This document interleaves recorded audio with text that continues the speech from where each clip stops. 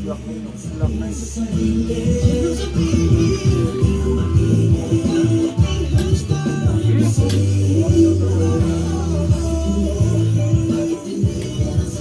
Black 9.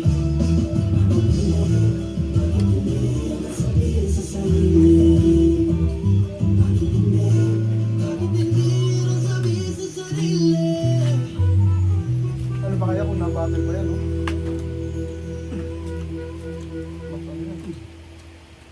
Mayroon pa itong ano niya, ito dungaw.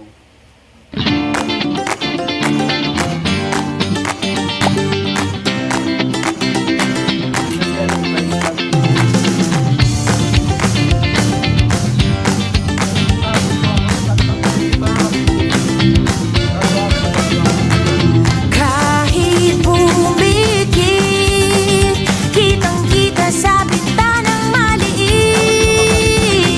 Maalat na tubig, pupunasan ng kanyang punit-punit. Kahit tahimik, bakit tila di ako naririnig?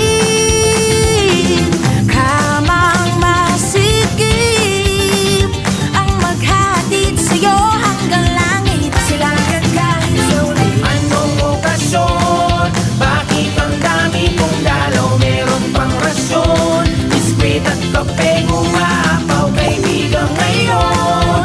Kung alaw nakaulayaw ng ilang taon, parang espesyal na araw.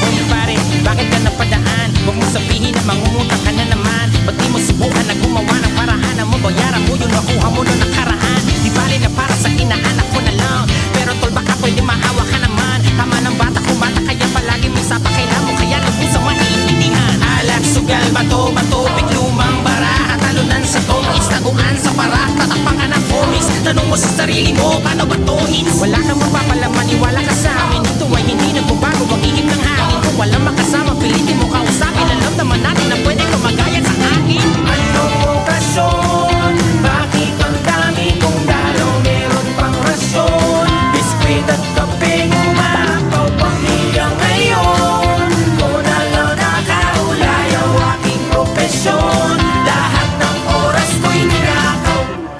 Aking asawa, mga anak, lakas ko na siyang natutulak upang kayanin ko ang lahat hanggang ako'y di na mamulat.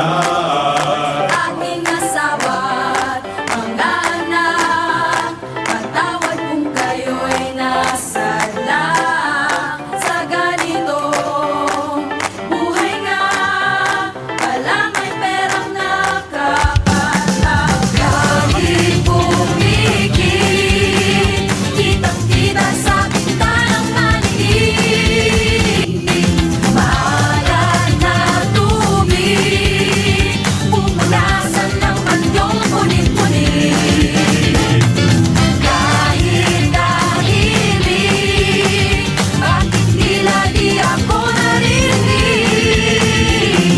Kamang masikip ang maghatid sa'yo hanggang langit. Silayan kahit sa uli. Anong okasyon? Bakit ang dami kong dalaw? Meron pang rasyon. Biskwit at kape umaapaw, bakit po ngayon? Kung lang kayo nakaulayaw habang panahon, marami lang gustong malinaw.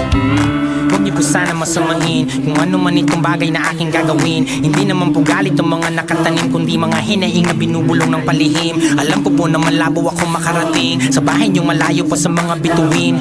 Isa lamang po naman ang tanging kong hiling, lahat ng aking mga katanungan ninyong sagutin. Bakit may mga sakit na hindi malunasan?